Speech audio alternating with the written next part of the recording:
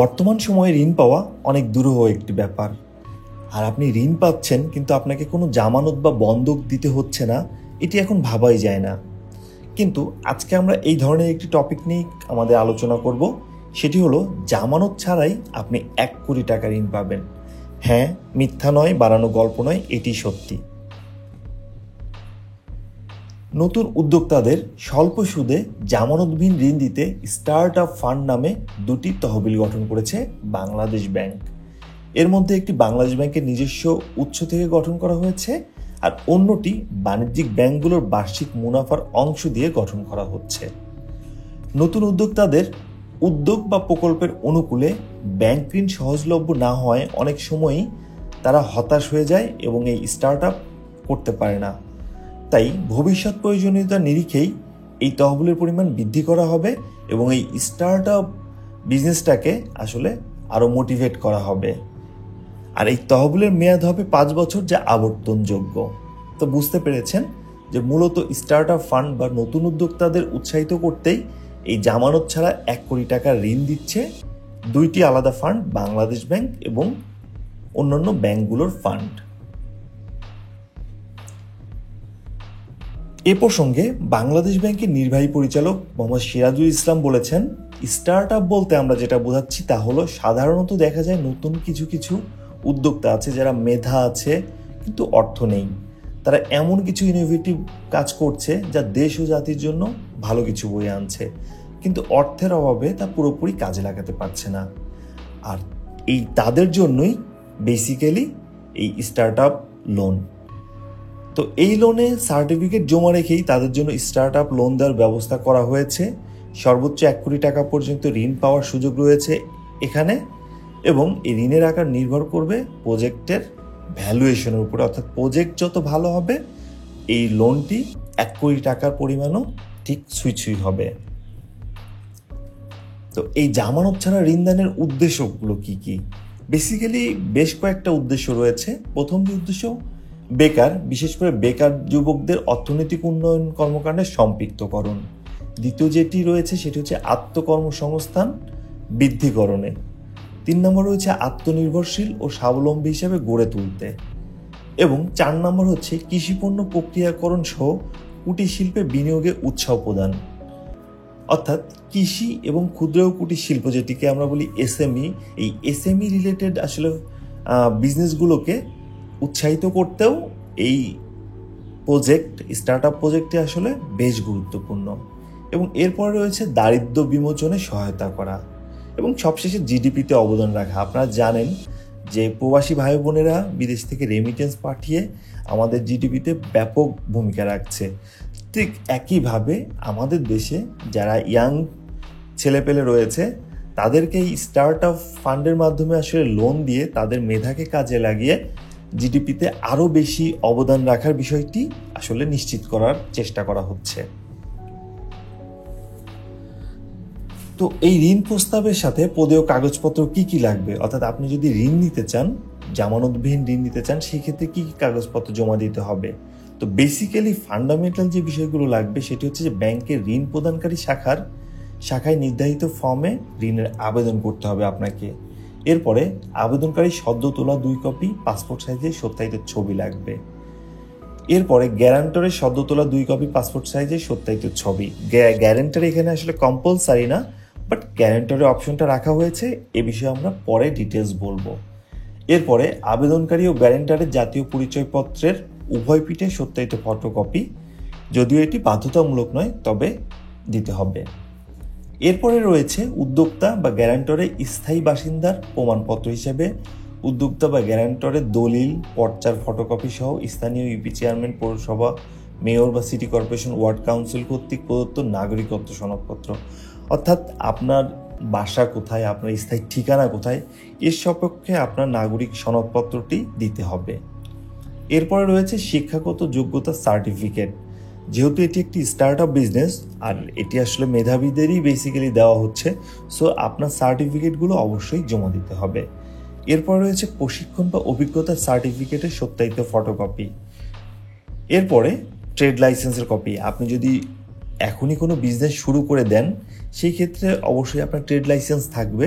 তো যদি আপনার ট্রেড লাইসেন্স থাকে সেই ক্ষেত্রে ট্রেড লাইসেন্সের একটি কপি জমা দেবেন। আর ট্রেড লাইসেন্সের কপি করা কিন্তু ট্রেড লাইসেন্সের সার্টিফিকেট করা কিন্তু খুবই ইজি একটা ব্যাপার। এটি অনলাইনে আবেদন করে আপনারা খুব সহজে পেতে পারেন। তো এটি নিয়েও আমরা পরবর্তীতে কথা বলবো। এবং এরপরে রয়েছে প্রকল্প প্রতিষ্ঠানের আয় ব্যয় বিবরণী, অর্থাৎ আপনি যে বিজনেসটি দাঁড় করতে চাচ্ছেন এটির আয় কেমন হবে, এটির ব্যয় কী হবে, এই টোটাল একটা আর্থিক বিবরণী আপনাকে সাবমিট করতে হবে। তো বেসিক্যালি এই বিষয়গুলো আপনাকে জমা দিতে হবে এবং এর পাশাপাশি আরও যা যা দরকার হবে সংশ্লিষ্ট প্রতিষ্ঠান আপনাকে চেয়ে নেবে। এরপরে অর্থায়নের সুদ হার, অর্থাৎ কত % হারে আপনি সুদ দিতে হবে আপনাকে। আপনি শুনলে অবাক হবেন, গ্রাহক পর্যায়ে এই তহবিলের সুদের হার সর্বোচ্চ 4%, অর্থাৎ আপনাকে সর্বোচ্চ কিন্তু 4% দিতে হবে। অথচ আপনি দেখেন সঞ্চয়পত্রে কিন্তু আপনি টাকার যে কোনো পরিমাণ টাকা রাখলে আপনাকে 12% হারে ইন্টারেস্ট দেয়। সো আপনি বুঝতে পারছেন যে কত কম সুদের হারে আপনাকে টাকাটা দিচ্ছে। এরপরে তবে বাণিজ্যিক ব্যাংকগুলো বাংলাদেশ ব্যাংক থেকে এই তহবিল পাবে, এটা আসলে ইগনোর করতে পারেন যে আসলে বাণিজ্যিক ব্যাংকগুলো আপনাদের 4% হারে আসলে সুদ দেবে, কিন্তু বাণিজ্যিক ব্যাংক বাংলাদেশ ব্যাংক থেকে নেবে 0.5% হারে সুদে। এরপরে যে বিষয়টি, গ্রাহক সর্বোচ্চ 1 কোটি টাকা ঋণ পাবে। অনুমোদিত ঋণ এককালীন বিতরণ করা যাবে না, অর্থাৎ 1 কোটি টাকা আপনি ঋণ পাবেন কিন্তু একবারে পাবেন না।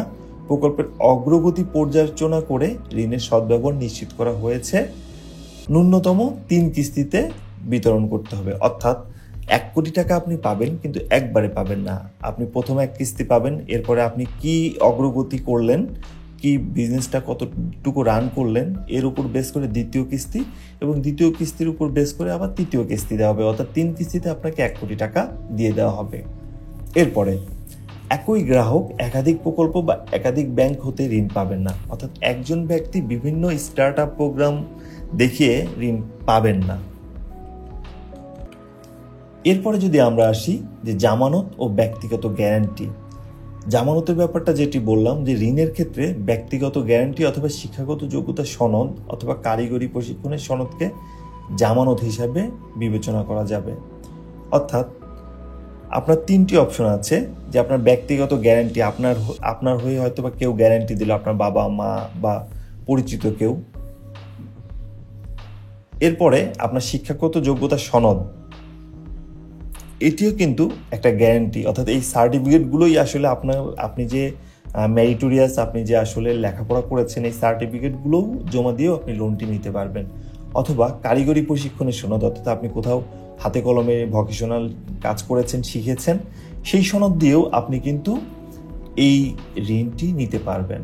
এরপরে ঋণদানকারী প্রতিষ্ঠান ও ঋণ গ্রহীতার মধ্যে সম্পাদিত চুক্তির আওতায় গৃহীত ঋণের আদায় সুরক্ষার লক্ষ্যে উভয় পক্ষের নিকট গ্রহণযোগ্য কোনো ব্যক্তির অঙ্গীকারনামা থাকতে হবে, তবে 2 জনের অধিক ব্যক্তির গ্যারান্টিকে বাধ্যতামূলক করা যাবে না।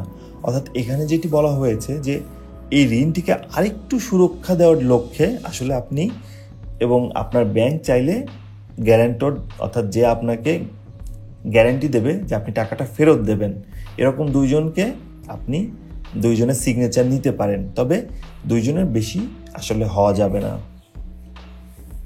তো এটিও আসলে খুব সিম্পল, এটি আপনার পরিচিত এবং ব্যাংক আসলে চিনে জানে, বা আপনার সমাজে আসলে একটু নাম আছে, বা আপনার পরিচিত বা আপনার আত্মীয়, এরকম 2 জনকে আপনি গ্যারান্টর করতে পারেন।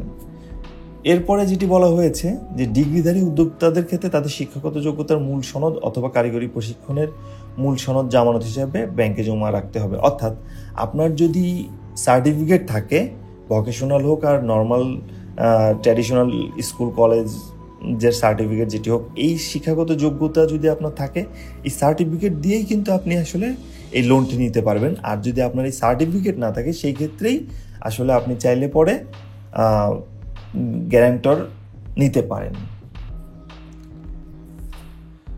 এরপরে যেটি রয়েছে যে ঋণ পরিশোধের পদ্ধতি, অর্থাৎ কিভাবে আপনাকে এই ঋণটি পরিশোধ করতে হবে। আপনি ঋণটি নিলেন 1 কোটি টাকা, তাহলে ঋণটি আপনি কিভাবে দেবেন।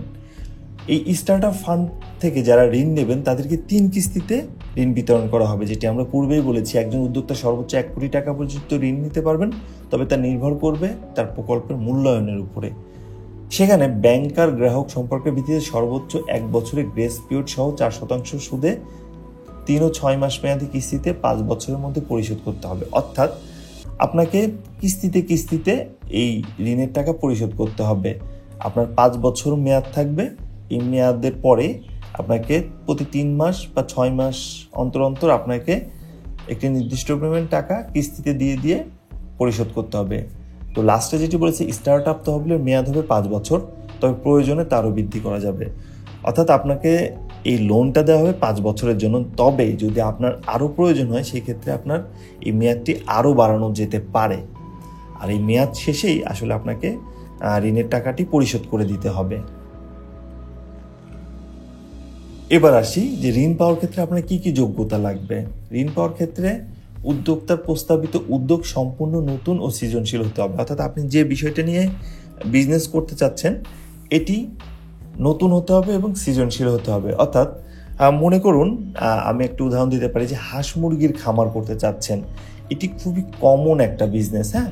তবে আপনি যদি এই বিজনেসটাকে একটু নতুনভাবে বা নতুন আঙ্গিকে চিন্তা করেন, যে আপনি হাঁস মুরগির খামারের পাশাপাশি এই হাঁস মুরগির ডিম এবং হাঁস মুরগির মাংস, হাঁস মুরগির আলাদা আলাদা পাখা, এগুলো বিশেষভাবে প্রক্রিয়াজাত করে আপনি রপ্তানি করতে চাচ্ছেন, সেই ক্ষেত্রে কিন্তু এটি আবার সম্পূর্ণ নতুন বিজনেস হচ্ছে। অর্থাৎ আপনি ট্র্যাডিশনাল বিজনেসটাকেই একটু নতুনভাবে ভেবে, একটু কৃত্রিমভাবে, একটু সৃজনশীল আপনার বুদ্ধিমত্তা কাজে লাগিয়ে আপনি প্রজেক্টটি দাঁড় করাতে পারেন।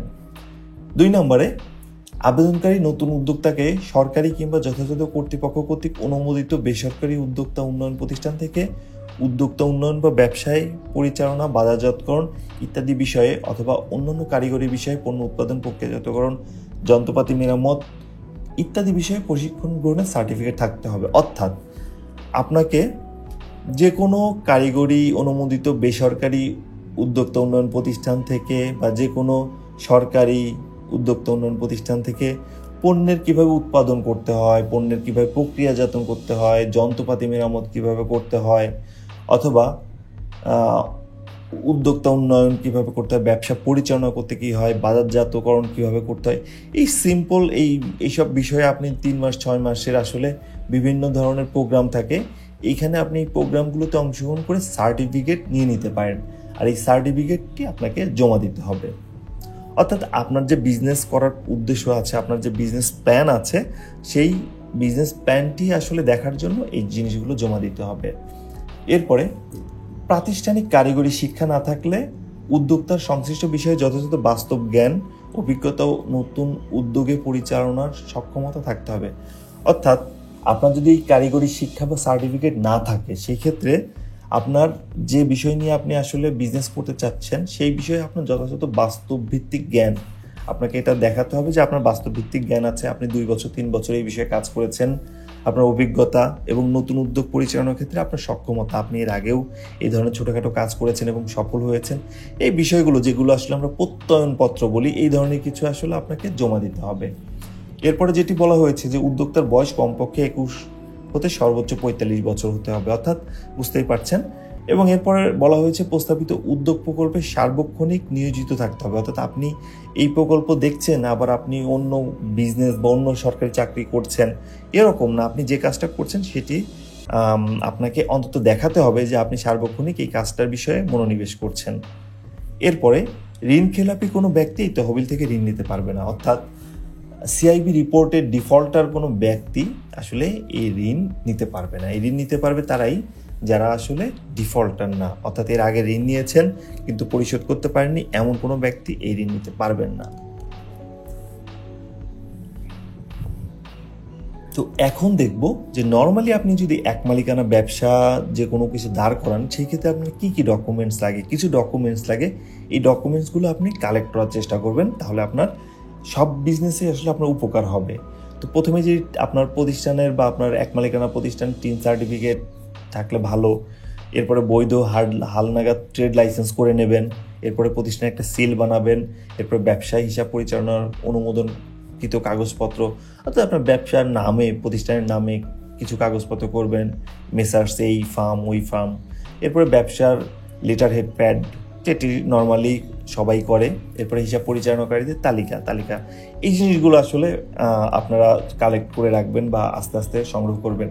আপনার ব্যবসা যদি অংশীদারি ব্যবসা হয়, অর্থাৎ 2 বন্ধু বা 3 বন্ধু মিলে করতে চাচ্ছেন বা করেছেন, সেই ক্ষেত্রে অংশীদারি চুক্তিপত্রের সত্যায়িত ফটোকপিটা রাখবেন, রেজিস্টার্ড বা নোটারাইজ। যেটি রেজিস্টার বা নোটারাইজ করা কিন্তু খুবই সহজ। আমি বেশ কিছু আমার সার্টিফিকেট নোটারাইজ করেছি, আপনি খুব সহজে করতে পারেন।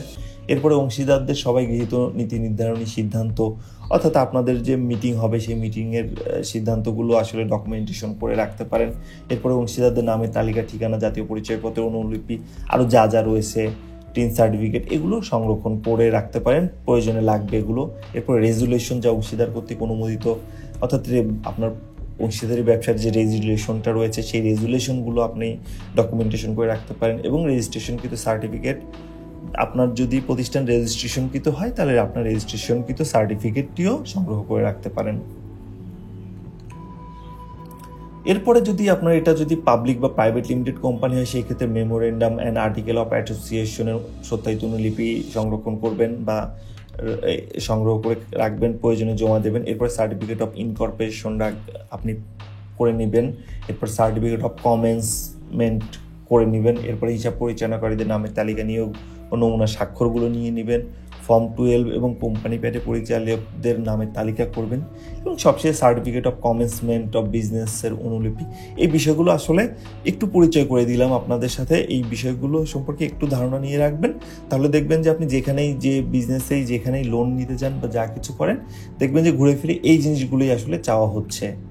তো এটি আপনাদের যে বিষয়গুলো বললাম, এটি কোনো গাল গল্প নয়, এটি বাংলাদেশ ব্যাংকের এসিমিয়ান স্পেশাল প্রোগ্রাম ডিপার্টমেন্টের আসলে একটি সার্কুলার। এখানে দেখতে পাচ্ছেন বলা হয়েছে তফসিলি ব্যাংক সমূহ কর্তৃক নিজস্ব স্টার্ট আপ ফান্ড গঠন প্রসঙ্গে।